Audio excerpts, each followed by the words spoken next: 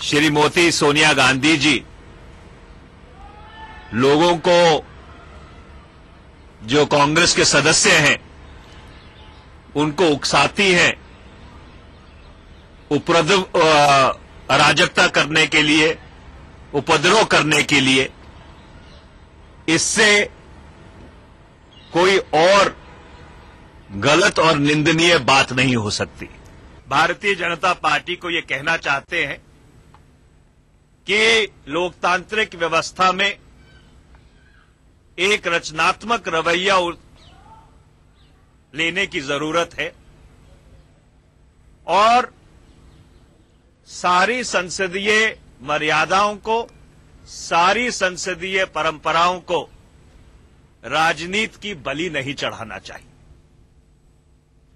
वक्त हो गया एक छोटे से ब्रेक का, फौरन हाजिर होते हैं।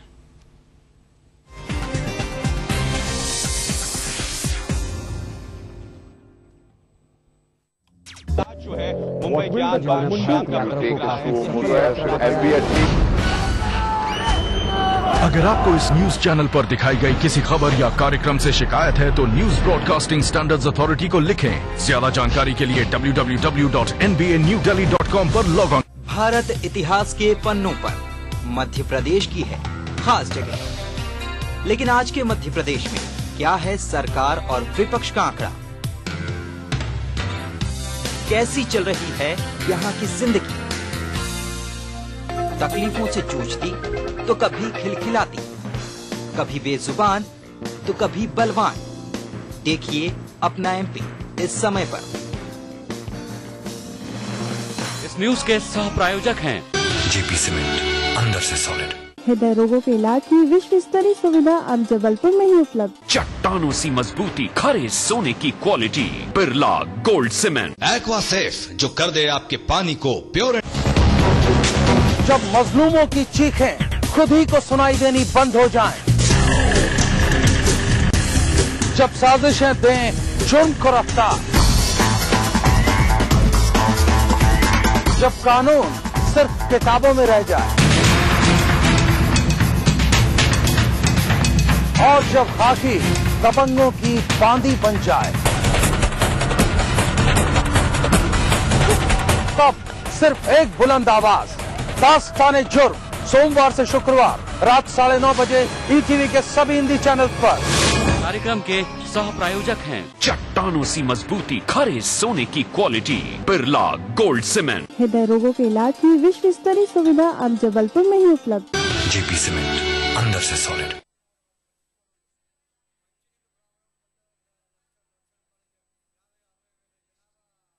कलेवर में शुरू होने जा रहा है।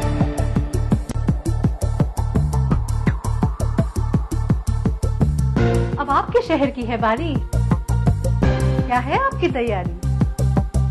किसके पास है किस्मत की ताली? कौन बनती है अगली भाग्यशाली?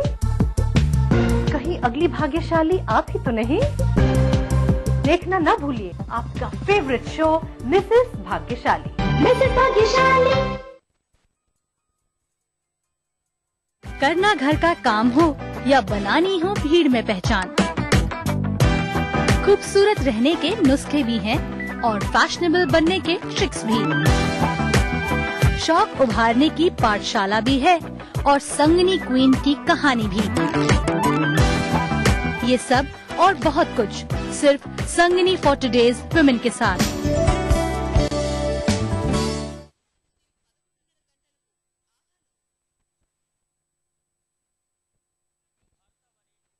बनाना हो घर का खाना या मस्ती हो पार्टी की या फिर खुमार हो त्योहारों का,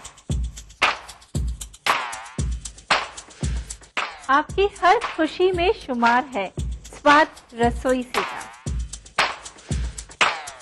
नारी के अस्तित्व की खूबसूरत पहचान रसोई से दोपहर 2:30 बजे ईटीवी।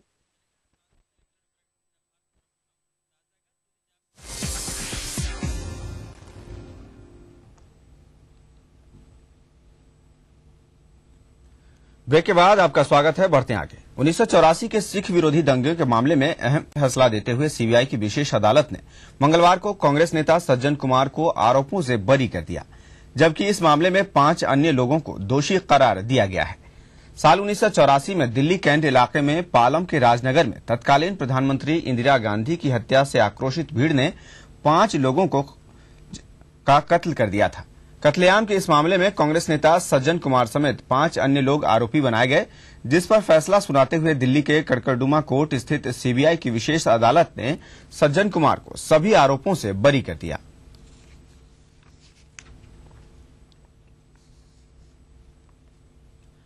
उन्नीस के सिख विरोधी दंगे के दौरान दिल्ली कैंट में 5 लोगों की हत्या के मामले में कांग्रेसी नेता सज्जन कुमार के बरी होने का फैसला सुनते ही अदालत में मौजूद एक शख्स करनैल सिंह ने न्यायाधीश की तरफ अपना जूता फेंका।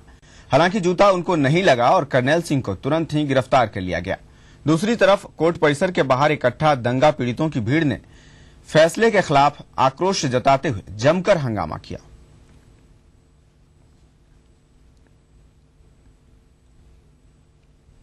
सीबीआई की विशेष अदालत द्वारा सज्जन कुमार को आरोप मुक्त किए जाने के खिलाफ लुधियाना में विरोध प्रदर्शन किया गया। अदालत के फैसले से गुस्साए लोगों ने सज्जन कुमार के पुतले को पीटा और जमकर नारेबाजी की। लोगों ने अदालत से अपने फैसले पर दोबारा विचार करने की अपील भी की है।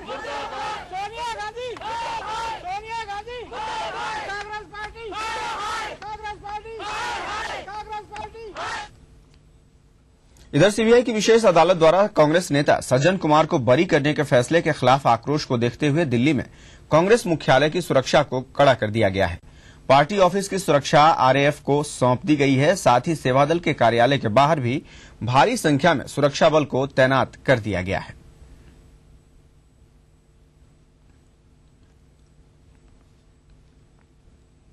कोयला घोटाले की जांच की आंच में सरकार एक बार फिर गिरती नजर आ रही है। सीबीआई द्वारा जांच रिपोर्ट को सरकार से साझा करने पर सुप्रीम कोर्ट ने मंगलवार को सख्त नाराजगी जताई है। कोर्ट ने पूछा है कि वो बताए कि स्टेटस रिपोर्ट में किसके कहने पर क्या क्या बदलाव किए गए हैं। मंगलवार को सीबीआई के हलफनामे पर सुनवाई करते हुए सुप्रीम कोर्ट ने नाराजगी जाहिर करते हुए कहा कि एजेंसी ने रिपोर्ट सरकार से साझा कर पूरी व्यवस्था को हिलाकर रख दिया है। कोर्ट ने कहा कि मामले की हर हाल में निष्पक्ष जांच होनी चाहिए और इसके लिए सीबीआई को बाहरी दबाव से मुक्त होना होगा। कोर्ट ने सीबीआई को अपनी रिपोर्ट में सच्चाई, निष्पक्षता और निर्भीकता बरतने को कहा है।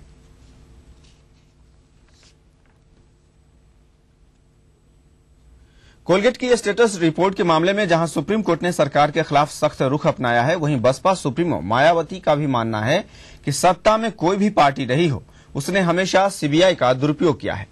माया ने सुप्रीम कोर्ट की टिप्पणी से सहमति जताते हुए बसपा को सीबीआई की स्वतंत्रता का पक्षधर बताया। केस के मामले में केस की आड़ में तो जो आय से अधिक संपत्ति का मामला जो दर्ज कराया गया था, तो जब सेंटर में भारतीय जनता पार्टी के नेतृत्व में एनडीए की सरकार चल रही थी, तो उस समय सीबीआई का उन्होंने दुरुपयोग किया था और जिसको लेकर हम लोग इस मामले को लेकर फिर माननीय सुप्रीम कोर्ट में गए और माननीय सुप्रीम कोर्ट में उनको न्याय मिला। तो इसलिए माननीय सुप्रीम कोर्ट ने जो भी कुछ कहा है, तो उनका अब तक का जो भी उन्होंने जो असेस किया है विभिन्न केसों में, तो उसके आधार पर उन्होंने कहा है, मैं समझती हूँ कि माननीय सुप्रीम कोर्ट की हम इस बात से बिल्कुल।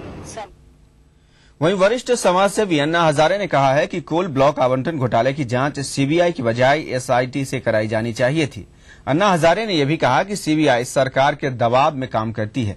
उन्होंने एक बार फिर सीबीआई को स्वायत्त करने और उसे जन लोकपाल के अंदर लाने की मांग की है।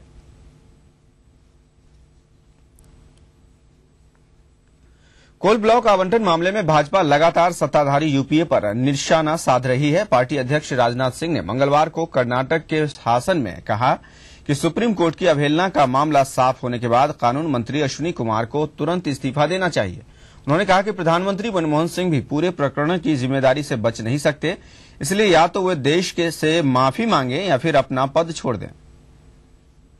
के त्यागपत्र देने से नहीं होगा जब तक कि लॉ मिनिस्टर स्वयं और प्राइम मिनिस्टर दोनों इसकी रिस्पांसिबिलिटी लें। लॉ मिनिस्टर तुरंत रिजाइन करें और प्राइम मिनिस्टर भी अपनी रेस्पॉन्सिबिलिटी से बच नहीं सकते। कम से कम इस ब्लंडर के लिए, इस गलती के लिए और इस अपेक्स कोड के डायरेक्शन की अवहेलना करने के लिए प्राइम मिनिस्टर को यह जिम्मेदारी अपने ऊपर लेनी चाहिए। या तो वह देश से क्षमा मांगे अथवा स्वयं। वक्त हो गया एक और ब्रेक का, फौरन हाजिर होते हैं।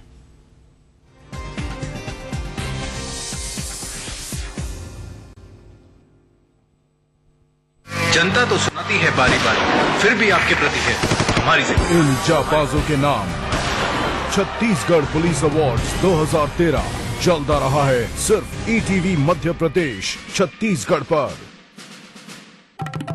Presenting sponsors Agrawal public school Indore, coming soon in sector 28 Naya Raipur CG. Powered by Sanjay Bajpayee builders, ये रिश्ते हैं सदियों के लिए। Associate sponsorship Singhania Merlin estate, live the international life. Associate sponsor Shivam real infra developers private limited. Print media partner Haribhoomi, समाचार ही नहीं विचार भी। रेडियो पार्टनर रेडियो मिर्ची 98.3 FM, it's hot. Outdoor media partner Raghav advertising Raipur.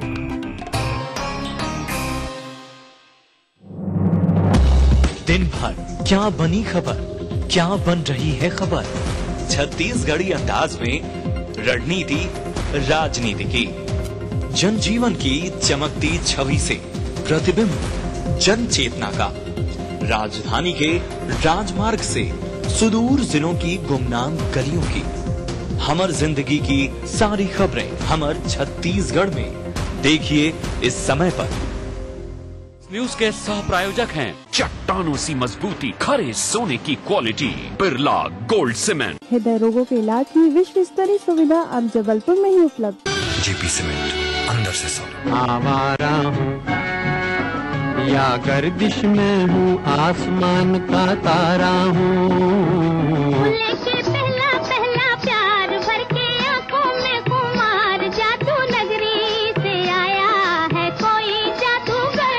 ये रातें, ये मौसम, नदी का किनारा, ये चंचल हवा। कहा दो दिलों ने कि मिलकर कभी हम न होंगे जुदा। भूले बिसरे गीत देखना ना भूलिए। अंजुला मार्केल ने प्रधानमंत्री से की मुलाकात किया जाए। सिटी सेंटर मॉल बना अपराधियों का बालाकृष्णन पर कसा शिकंजा। न्यूज है जब वो नई है, ताजा है जो अभी घटी है। जोर का ब्लास्ट हुआ वो लोगों के इंदिरा आवास योजना के अंतर्गत एनडीए के शासनकाल में मध्य प्रदेश को 387 करोड़ रुपए मिलते थे, जो यूपीए के शासनकाल में बढ़कर 1102 करोड़ रुपए। अब जिसकी कड़ी सबसे जुड़ी है हर घड़ी, ईटीवी न्यूज, दिन भर लगातार।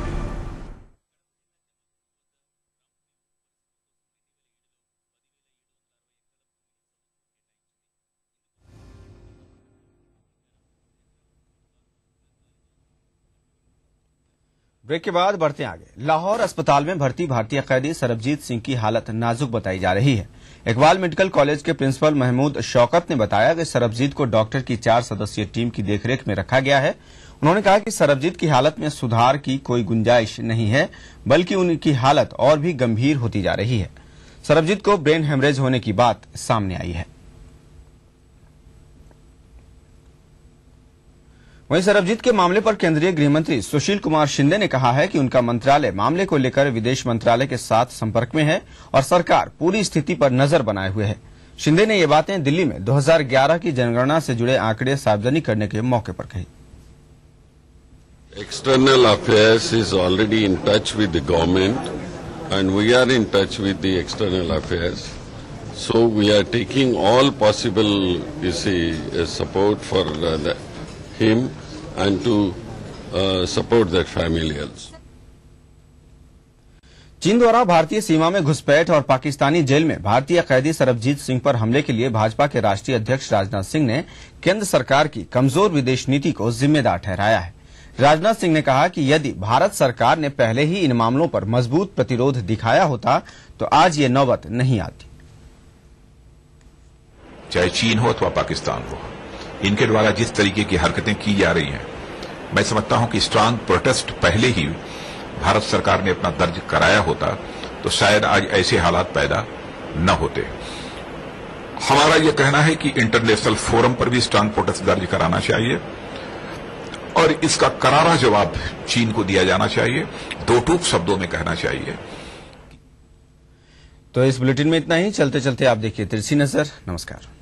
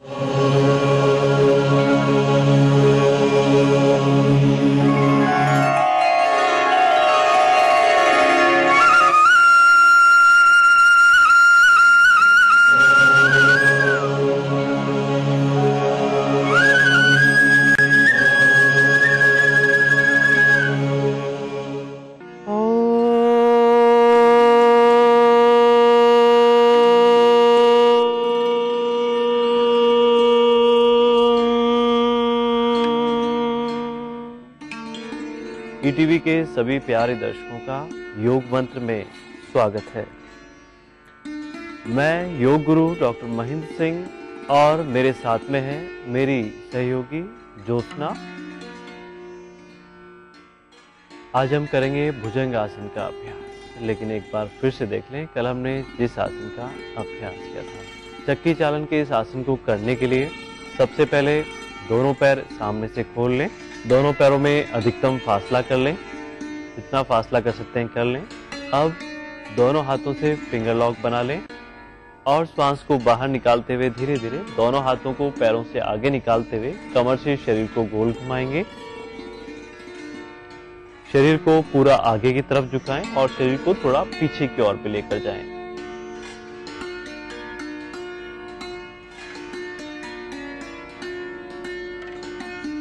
और पैरों को बिल्कुल सीधा रखते हुए और अधिकतम फासला रखते हुए करेंगे। बदल के करें, अर्थात एंटी क्लॉकवाइज भी करें। ध्यान रखें इस समय भी श्वास की स्थिति वही रहेगी कि श्वास को बाहर निकालते हुए आगे झुकना है और श्वास को लेते हुए पीछे की ओर आना है। शरीर को थोड़ा पीछे की ओर ले जाते हुए पूरी एकाग्रता कमर और लोअर एब्डोमेन पर रखते हुए करेंगे। भुजंगासन को करने के लिए सबसे पहले पीठ के बल लेट जाएंगे। शरीर को बिल्कुल एक सीधी अवस्था में रखते हुए लेटेंगे। दोनों पैर मिले हुए, दोनों हाथ थाइस के पास में रखेंगे। अब बिल्कुल धीरे से घुटनों से पैरों को मोड़ते हुए पेट के बल उल्टा लेट जाएंगे।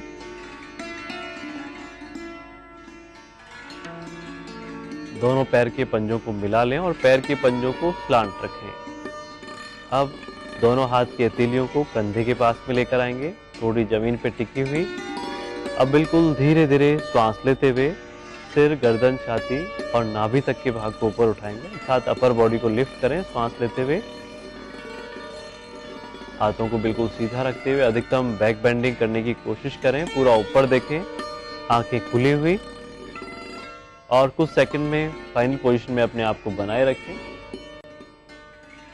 और बिल्कुल धीरे धीरे श्वास छोड़ते हुए वापस नीचे। इस तरह से 3 से 4 बार इस आसन की आवृत्ति को दोहराएं।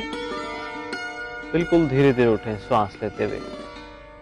हाथों को बिल्कुल सीधा रखते हुए पूरा ऊपर देखें, आंखें खुली हुई और अपनी पूरी एकाग्रता लोअर बैक पे रखते हुए अर्थात स्पाइनल कॉर्ड पे रखते हुए इस आसन का अभ्यास करेंगे। पैर के पंजों को सलांत रखते हुए अर्थात नाभि तक के भाग को ऊपर की ओर उठाना है और बिल्कुल धीरे धीरे श्वास छोड़ते हुए वापस नीचे। ध्यान रखेंगे बिल्कुल धीरे धीरे श्वास लेते हुए ऊपर की ओर जाना है और फाइनल पोजीशन में श्वास को रोक कर रखना है। पैर के पंजों को दबा के रखें जमीन की ओर और बिल्कुल धीरे धीरे श्वास छोड़ते हुए वापस नीचे। रिलैक्स। बेहद उपयोगी आसन है ये भुजंग आसन का अभ्यास। जैसा कि नाम से विदित है, इसमें हमारे शरीर की आकृति एक सर्प के समान बन जाती है, इसलिए इसको हम भुजंग आसन का अभ्यास कहते हैं। कमर दर्द के लिए तो विशेष तौर से लाभकारी है। जिनको सर्वाइकल स्पॉन्डिलाइटिस रहता है, हाई बीपी, हार्ट की तकलीफ जिनको रहती है, उनके लिए भी बेहद उपयोगी है। और जिनको श्वास से रिलेटेड तकलीफ रहती है अर्थात जिनको अस्थमा है, ब्रोंकाइटिस की शिकायत जिनको है या फिर श्वास संबंधी कोई तकलीफ है, उनके लिए भी बेहद उपयोगी है ये भुजंग आसन का अभ्यास। लेकिन ध्यान रखें जिनको हर्निया की शिकायत हो वे लोग इस आसन का अभ्यास बिल्कुल भी नहीं करेंगे। आज का योग मंत्र है, जिनको भी सर्वाइकल की प्रॉब्लम हो वे कोई भी आसन करते समय अपने सिर को आगे की ओर नहीं झुकाएं अर्थात दृष्टि सामने रखते हुए सिर को सीधा रखते हुए किसी भी आसन का अभ्यास करें। तो आज के लिए बस इतना ही। कल हम फिर हाजिर होंगे एक नए योग मंत्र के साथ। तब तक के लिए नमस्कार।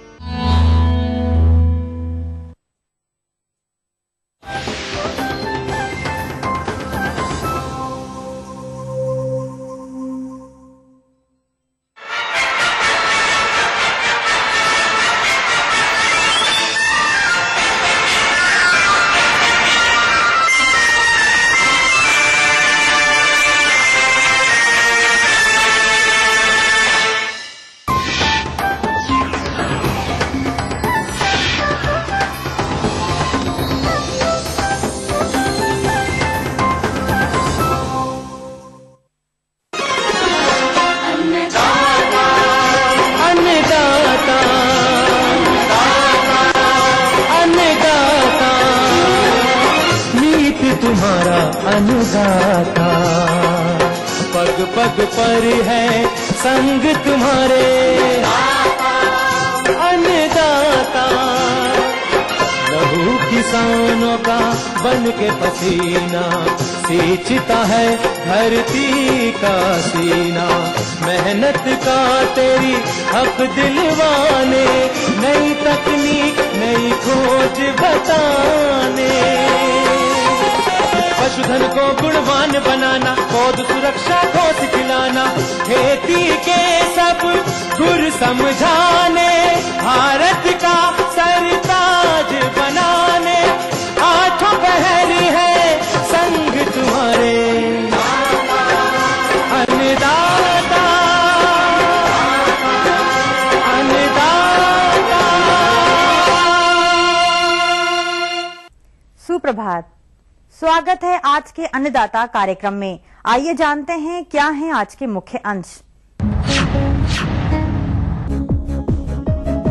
सूरन की उन्नत खेती पर एक जानकारी।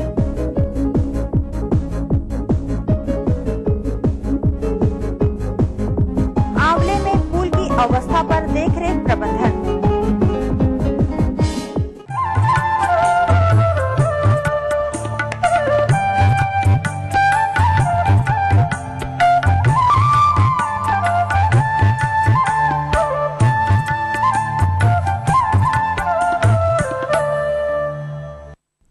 कंद वर्गीय सब्जियों में सूरन का एक महत्वपूर्ण स्थान है, जिसे जिमीकंद के नाम से जाना जाता है, जिसकी खेती मध्य प्रदेश तथा छत्तीसगढ़ के कई क्षेत्रों में की जाती है। अभी तक तो किसान इसकी खेती छोटे स्तर पर करते आ रहे हैं, लेकिन इसकी मांग एवं भाव बढ़ने के कारण इसका क्षेत्रफल बढ़ रहा है, परंतु इसके बावजूद भी वो उत्पादन नहीं मिल पा रहा है जो कि मिलना चाहिए। यदि इसके कारणों पर जाएंगे तो बुवाई से लेकर फसल की परिपक्वता तक किए जाने वाले प्रबंधनों में की गई लापरवाही मुख्य रूप से उत्तरदायी है।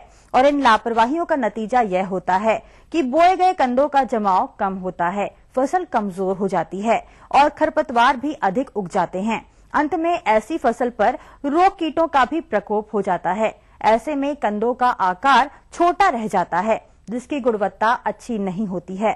फलस्वरूप प्रति एकड़ बहुत ही कम उत्पादन प्राप्त होता है। अब बात आती है कि हमारे किसान सूरन की उन्नत खेती तकनीक को कैसे अपनाएं, जिससे कि उन्हें उपज अच्छी मिले। तो किसान भाइयों, सूरन की खेती पर संपूर्ण जानकारी के लिए देखिए कार्यक्रम की यह विशेष प्रस्तुति।